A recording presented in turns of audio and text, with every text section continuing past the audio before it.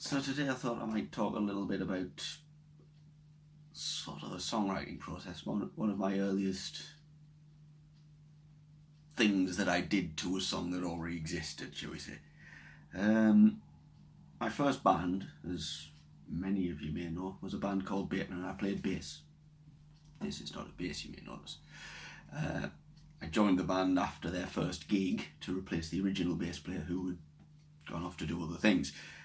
So all I had to go off to try and learn the songs was the video of this gig. So sat, watched it, worked out what I could, and went on and basically mimicked the original bass parts for quite a while.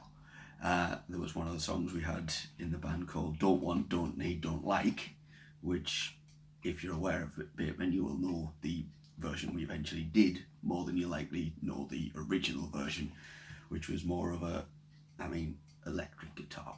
I've only got my acoustic plugged in. There's my acoustic at the moment. There's a reason for that, where it was all originally based around the guitar, because it was a song that presumably Adam and Scott and Doug had written in that sort of fashion with the original bass player. So we had this, it basically followed, the chords basically followed a pattern. So you had the verse, which was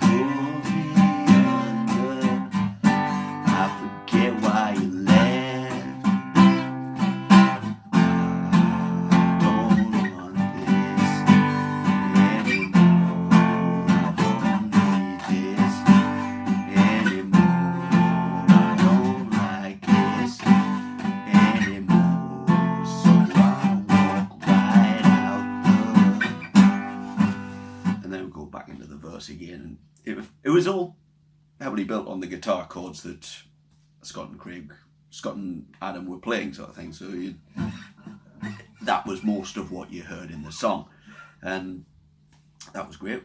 Sounded brilliant, but I was getting a bit bored with the bass part, because I was just, well, let's go over to the bass and I'll show you what I originally sort of did. Where's the bass? It was quite the basic bass line to sort of make space for everything else, and so you get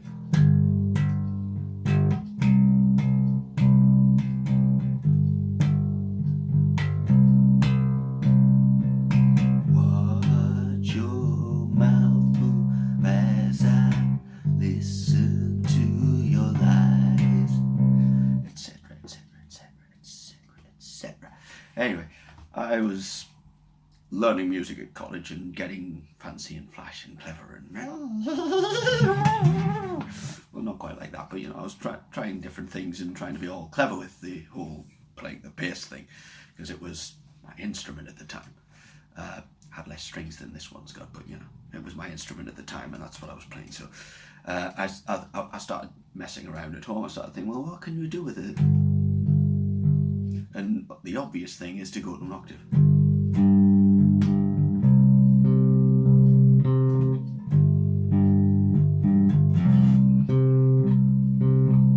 That's okay, but that's still not, I wanted something that moved a bit. So I thought, well, I don't want to get in the way of the chords or change anything, so I'll play something that works under the chords. So I thought, well, pentatonic rundown will probably do the job.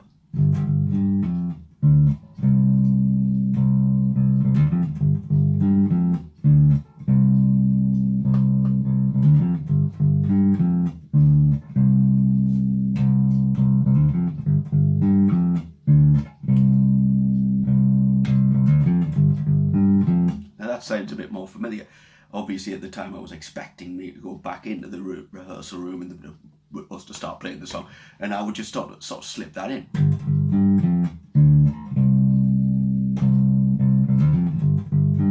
Whilst they were playing the song the way they always played it. But when I started playing it, Adam, the guitarist, turned around and went, "What are you doing?" And he just stopped and watched me play, and I was like,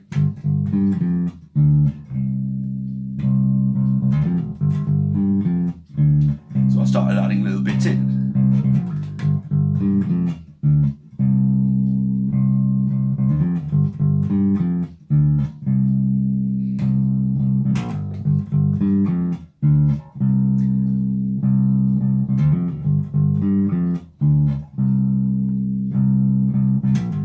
Came up with a shuffly drum beat that I don't know whether it was the original drum beat that he modified or whether it was literally just the original drum beat and it already had a shuffly feel, but the shuffly drum beat that went along with it was absolutely spot on for the job. So you'd have me and Doug going with on the instruments.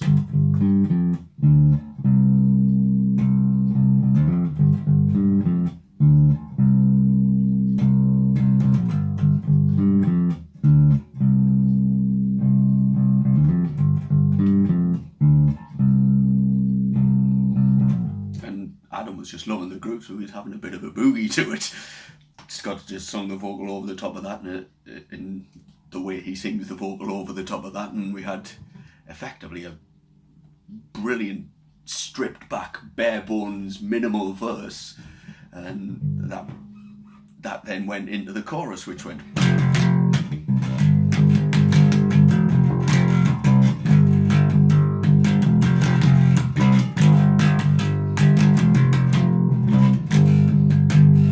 Where Scott starts really screaming. So you have effectively one of the best examples of quiet, loud that I've ever been in a band and done.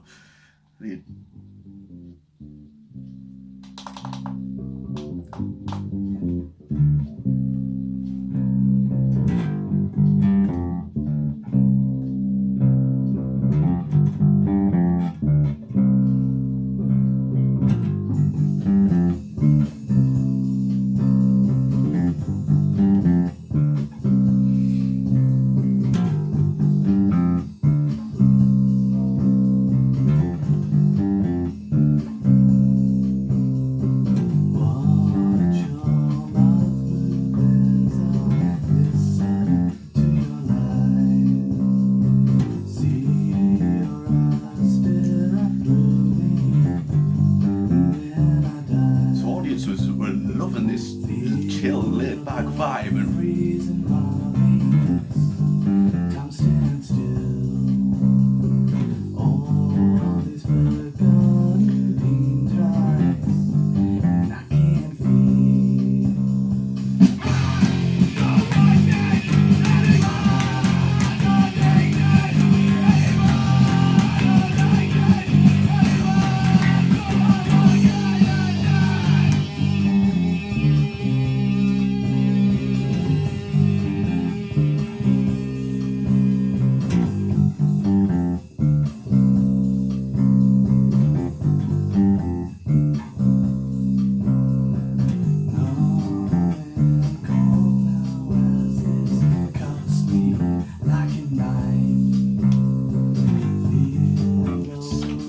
you get the idea. It was really quiet during the verses, really chill and mellow, and then the chorus would kick in and we'd just go absolutely ballistic because Adam would kick in with a full-on distorted guitar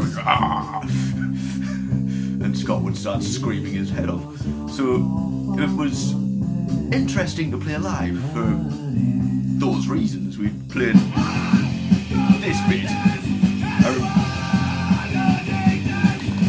There's one anecdote which always comes back to my head. We once played an open day at the Washington Arts Centre to show off all the various things that the Arts Centre did at the time, and we were on in the afternoon outside, summer's day, so we played a few songs and that was all fine and good, and we started playing this song and audience was like, yeah, this is good, this, and then we kicked off with the chorus and the audience just sort of moved away. Like, oh my flipping god. It was. I had a buddy of mine was in the audience. He told me afterwards. He said that was absolutely brilliant when you kicked into the chorus. The audience were terrified of it. It was just like.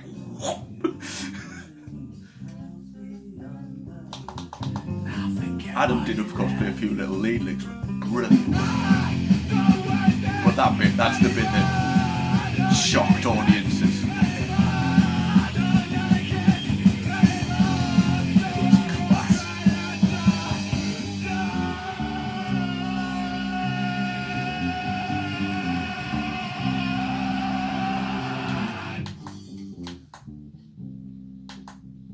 And then we used to go from that live into a cover of Praise You by Fatboy Slim.